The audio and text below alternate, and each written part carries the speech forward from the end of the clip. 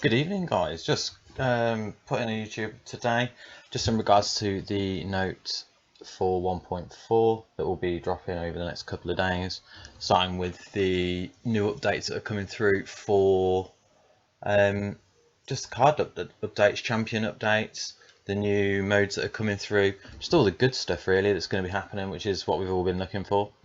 So let's just have a look what we've got. So just jumping onto the site there. So let's go. All right. So we've got all the dev notes here. So obviously they've been looking at the new build to water, the stealing mechanic, which is something that everybody has also been unhappy about, which is completely understandable. You know, when you're getting something set up and you level your ash up and they just steal the crystal arrow straight off the top. It's just not healthy.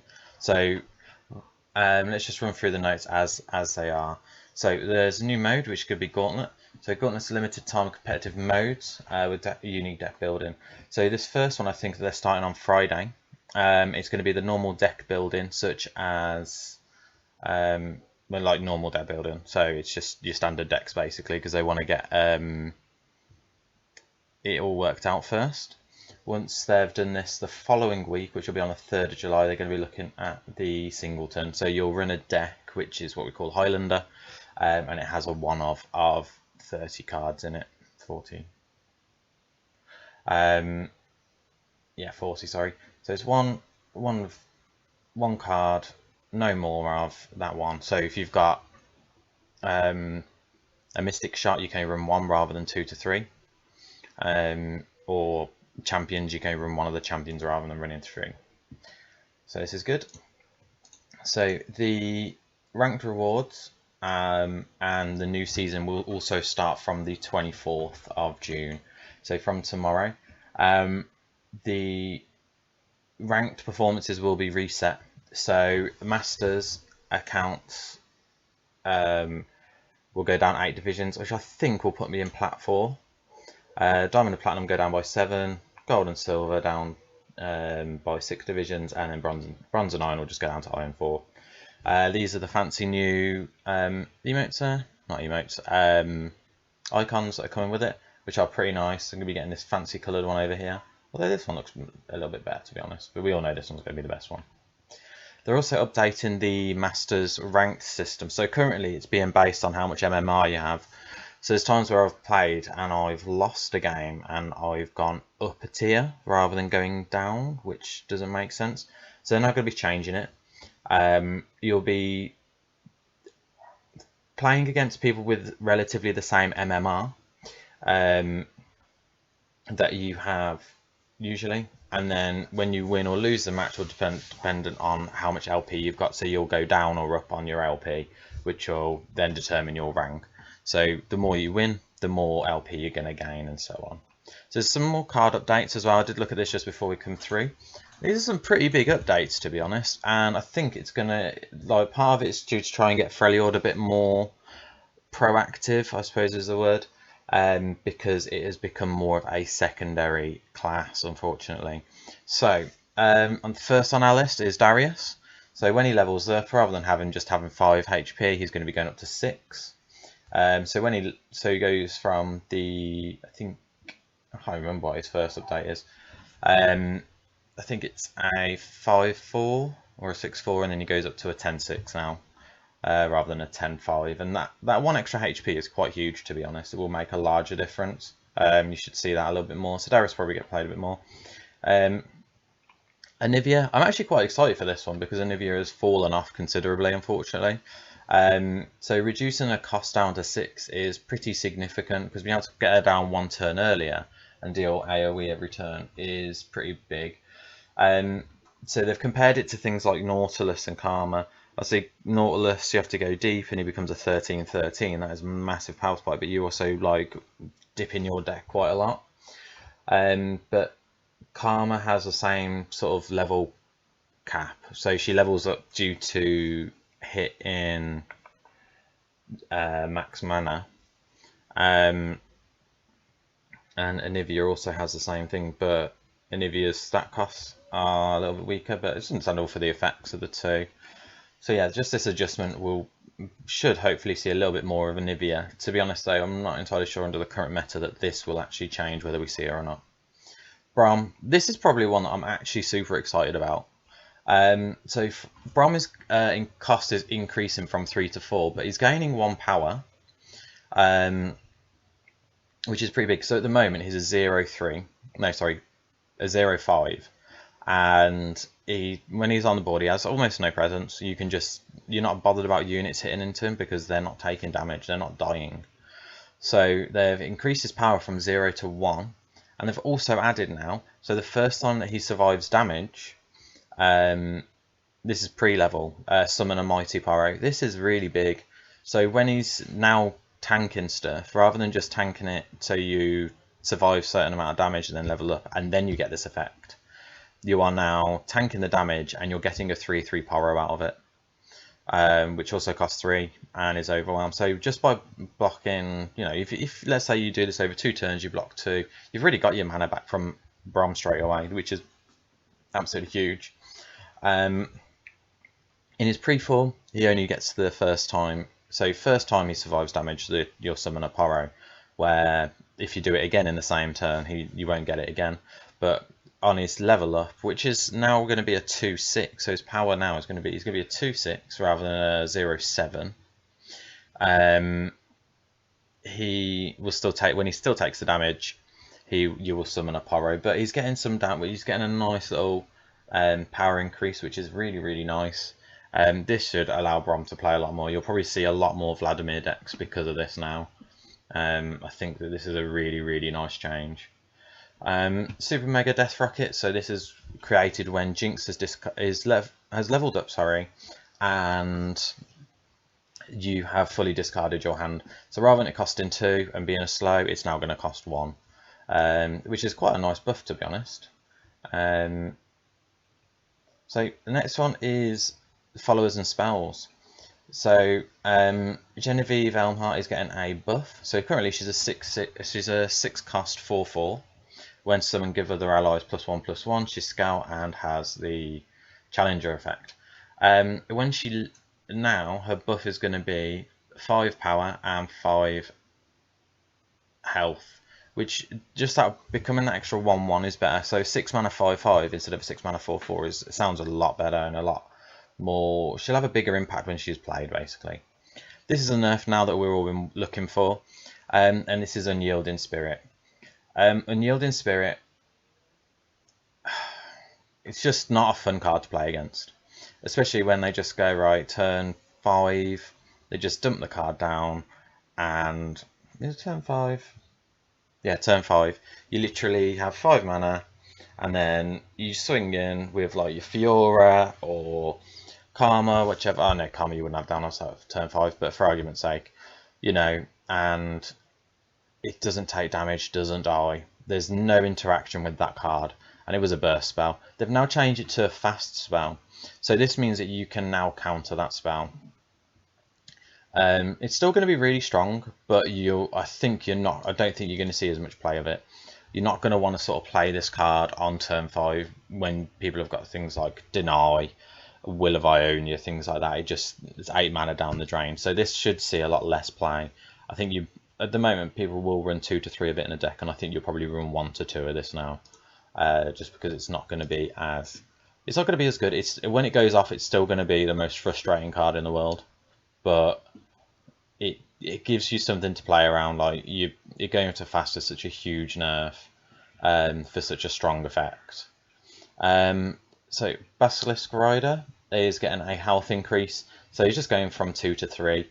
This card is mainly seen in Expedition, to be completely honest. You don't really see it in a lot of other things, which is fine. Captain Farron. This card, I wasn't that keen on it. So he's an Overwhelm, 8 mana, 8/8 Overwhelm. When summoned, transform all your cards into your hand into Decimates. Which, if you've got a dead hand, yeah, that's great. But usually you're actually playing that as a win condition, or when you're ahead on the board anyway, or they're low on health, that you can just ditch your hand to have like 3 to 4 Decimates in hand, which are slow spells. they're now changing the text on it, so when he's summoned, create 3 decimates in hand. So rather than you losing your entire hand, which could be vital to it, and just having a dead card in hand, you're now going to be creating 3 decimates in hand, which is actually a lot better. And I think that Farron will see a little bit more play. You probably might still only run like 1 or 2 of him, but it's better than you know, like I said, dropping your whole hand just to turn them into decimates, which might not win you the game. So I think this is really nice. We should see some more of it. Aura Borealis. This is quite nice, though it's being buffed from 7 mana to 6 mana, which is a huge, because at 7 it is quite slow. So you create 2 Poro Snacks and 2 Poros in hand, which is fine, but when at 7 mana, let's say you're on turn 10, you've got all mana, so you've got 13. On turn 10, it's too late. It really is too late to be playing this card. So the extra to play it a turn earlier or 2 turns earlier is huge here. It allows you to sort of play it on turn 3, which is really nice. Pyro Herder, getting quite a big change here. So it's going from a 4 cost to a 2 cost. His power's being decreased from 3 to 2, and his health from 4 to 3. So it's going to be a 2 mana 2/3. And his text previously was when I'm summoned, and you have when I'm summoned, draw 2 Poros if you have a Poro ally. It's now going to be changed to when I'm summoned, draw a Poro if you have a Poro ally. So rather than having 2, so rather than you drawing 2 Poros, you're just going to be drawing 1. But to be honest, to get this down 1 turn, like 2 turns earlier, is really nice. I think this is because if you're playing a Poros deck, you are likely to have a Poro turn 1. You play your Poro, turn 2, you play Herder, and you're instantly sort of like generating value, which is really good. So we might see a lot more Poro decks now. It will definitely get played around with when it opens up. Next one is getting quite a large buff is the She Who Wonders. This I think is quite a nice buff, but could be ridiculous at the same time. So She Who Wonders, when she enters the field, all followers with 4 or less power in play and in hand are obliterated. So obliterate is not them going to the, I don't know, like the break zone, the dead area, discard, whatever. They get removed from the game. So if they've got anything like a death rattle effect or anything like that, it's negated completely. So the Avarosan Sentry is a 2/1, draw a card when he dies, doesn't get that effect. It's just a 2/1, it just dies. So they're buffing it by giving it regeneration. So now it's a 10 mana 10/10 with the same effect, but it has regeneration. So this card now is going to be really tough to deal with, and you'll probably see quite a lot more of it.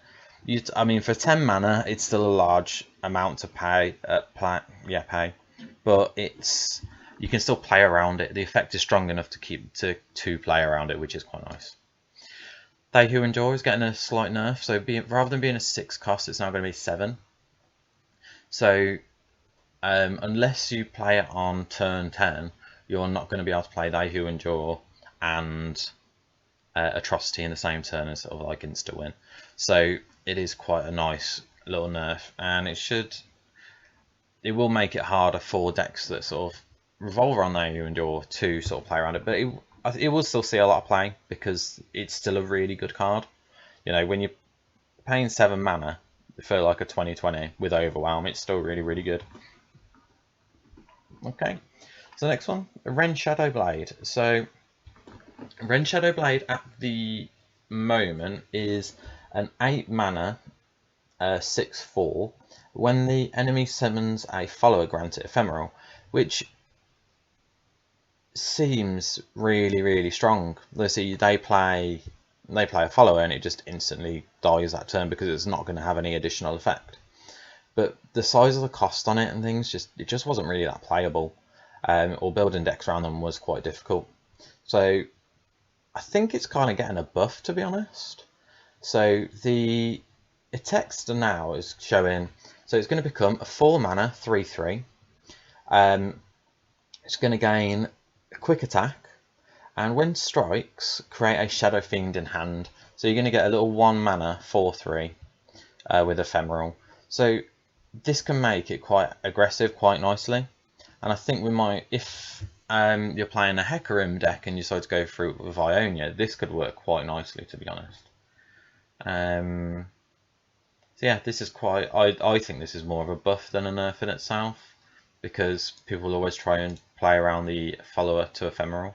But at least gaining one fiend in hand also allows you to have a chump blocker and things like that. So for 1 mana for free, you've got a chump blocker. You wouldn't necessarily include this card into a deck, but not say that you wouldn't, but you can. But it's nice. I think it's just a nice overall change. Jai Madada is currently a 8, so he costs 8 and he has 6 health, 6 attack, elusive. When I'm targeted, draw a card. So whenever he's targeted, he gets you draw a card, which is pretty nice. He is now going to be changed to a 6 mana 4/4, and instead, when he's targeted and survives, draw a card. That makes quite a large difference. So if you, as a 4 mana 4/4, if you target it with Thermogenic Beam and he just dies, you're not going to get the draw out of him. One of the biggest nerfs on this, I think, is the fact that he's losing elusive. Losing elusive means that he's not just going to be able to like chip away damage. So I think that's quite big. I don't know if this is going to allow him to continue to be played, to be honest. I didn't really see him anyway, but I think he's less likely to be chosen. Escaped Abomination. So this is created from Curse Keeper, which is a 2 mana 1/1. When it dies, summon a Escaped Abomination, which is usually a 2 mana 4/4. It's now going to become a 2 mana 4/3. So just losing that little bit of health will make quite a large difference, to be honest. But it's quite a nice change. It'll also make it just makes it easier to deal with, to be honest, because like let's say they go turn 1, you've got Bart Beast. Turn 2, you play your Curse Keeper, your Butcher, your Ravenous Butcher, your Curse Keeper. You've now got a 3/3, a 3/2, and a 4/4 on the field, which for turn 2 is absolutely ridiculous. So, and I know that is a sacrifice effect, and it uses up your hand, but turn 2 to be able to deal 10 damage in one go is really strong. So the Escaped Abomination have 3 less HP will make it a bit easier to deal with. The Harrowing getting a little buff here. So rather than being a 10 mana, revive the 6 strongest allies that died this game and grant them ephemeral, it's now going to cost 9 instead. So the extra 1 mana would make a large difference. So rather than at like turn 10 and you've got 13 mana, then you're only having 3 left. You've got 4 mana, so you've got 4 mana that you can play around with. So that's okay. Dredgers, rather than being a 2/1 when it's summoned toss 3, it's now just going to be a 1/1, which I think, to be honest, is fine. I think this is a good nerf, to be honest. Mind Meld is getting a buff. It was just too costly for its effect. So this round, set all allies to the number of spells you've played. So that can be a really strong effect. Can be being the keyword of that sentence. So decks that do play a lot of spells don't really rely on playing this. So maybe being at 7 mana might warrant a play, but if it is, it'd probably only be a 1 or 2 of. If it's going to be played, it probably might be an Expedition, but even then I think it's going to be a bit too difficult. Petty Officer is getting a buff, which in my mind I didn't actually see coming. It's quite a nice buff. It's going from a 3/1 to a 3/2, and you can either summon a Powder Keg or a random 1-cost follower. Either way, the extra 1 HP will make a large difference for this card, to be honest, because rather than just sort of going onto the field and instantly dealt with, it's now going to be an extra 2. It's going to be an extra, you have some extra health, which is always nice. So this is now just going on about the steel effects. They're changing the steel effect now from steel. It's going to be called NAB, and I think this is because they've changed it to the because you're taking the card from the bottom of the deck rather than on top. which is a change that everyone's wanted to see. Or the other change would be that if they're taking a card from your deck, you should be able to see what it is. So the nerf to the steel mechanic is still quite big, and it's nice that it's going to be happening. So rather than it take from the top, though, it is a massive difference. So going down to the bottom is perfect, to be completely honest. So these cards are mainly just going to be getting text updates, except Black Market Merchant, who is getting a nerf. So his HP is going from 2 to 1, which is quite nice. But all these 3 cards now, rather than saying Pilfer 1, so for Black Market Merchant, it was Plunder, Pilfer 1, and then on Pilfered Goods, it was Pilfer 1, and then if you've hit the Nexus, Pilfer another, and then it's the same for Grifted Yordle Grifter. So this is fine. It is a lot better that it's to be taken from it. Don't get me wrong though, if you do steal Black Market Merchants from your opponent, and then you're pilfering goods, it's still going to be ridiculous, but at least it's being taken from the bottom, so your effects are like stuff that you put on the top of your deck aren't being nicked, making it, you know, like your combos, things like that, really difficult to get hold of. And a lot of this part now is just about card consistency, which I'm not really going to go over. They're updating some more boards, so they're putting in a new Lee Sin board, which it looks quite nice, to be honest. It's very Will of Ionia, so that's fine. A new Guardian. This guy looks amazing. Like, just look at it. Look how cute that is. Oh, just like a typical cat. Oh yes. We're getting some more card backs. Lee Sin, Fizz, and Misfortune. I almost forgot what she was called then. Which are quite nice. These are pretty nice card backs actually. And we're going to get 3 more remotes. So Fizz, Vi, and I want to assume this is Riven because of the sword, but I don't think it is. So we'll see. There's going to be a bundle for 1,332 coins to get the Lee Sin board. So that's the board, the back, and Lee Sin icon. Okay, that's pretty nice actually. So from there, and then there's going to be some changes to Expedition, which I'm not going to go over. The vault cap, they're also putting a vault cap on. So at the moment it's unlimited, so you can get, as soon as you've, so basically you go from levels 1 to 13 on your weekly vault, and then at the moment there isn't a cap on where you can level afterwards, so you get a capsule for every level after. I think it's like 4,500 experience. At this point they're now going to be capping it at 25, and this is because people have been using bot accounts, which is a shame really, but I mean, to be honest, to get to 25 anyway is pretty ridiculous. It's going to feel like you've still got unlimited anyway. When I'm streaming this and I sort of play a little bit on the weekend, I think the most I was getting was like, I think the most I got was +5, and I felt like that was a grind. So I can't see that being an issue, to be completely honest. They've done a couple of miscellaneous things. So Teemo level up effects have been polished, so they've probably just tuned it up. Players will no longer always act first versus AI, which is really good actually, because it allows you to have that matchup where if you go second, like, you don't know how you're dealing with the opponent. So now if you're practicing against the AI before going against obviously against PvP, you're going to be going second, so you can start working out how to do that, which is quite a nice change, to be honest. Okay, and then they've just put some measures in place just to help with deck name formats, so it doesn't cause crashing. And then they've fixed a few bugs. So the one that made me chuckle that I read earlier was that they fixed a bug where Arena Battlecaster would sometimes become invisible when attacking. I did actually come across this, and it made me laugh so much whilst I was streaming. Was I streaming? Oh, I can't remember. It doesn't matter. But either way, it did make me laugh, to be honest. So they're doing quite a lot. But most of all, I think I'm going to be looking forward to the Gauntlet on Friday. That's going to be a lot of fun, so please, tune in, which is up here, which is twitch.tv/DaveSprout. Should be starting from about 11 AM. I might start a little bit earlier, but we'll see. I will not be streaming on the 24th of June due to Twitch blackout. I'll most likely be streaming on Saturday instead.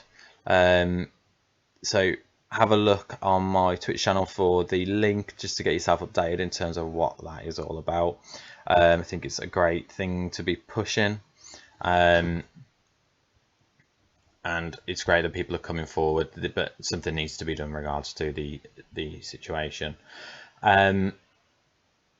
If you like what you've seen, don't forget to like, comment, subscribe, share, whichever, and I will be back streaming on the 25th. Thank you for watching, and I hope you guys have a lovely day. Bye now.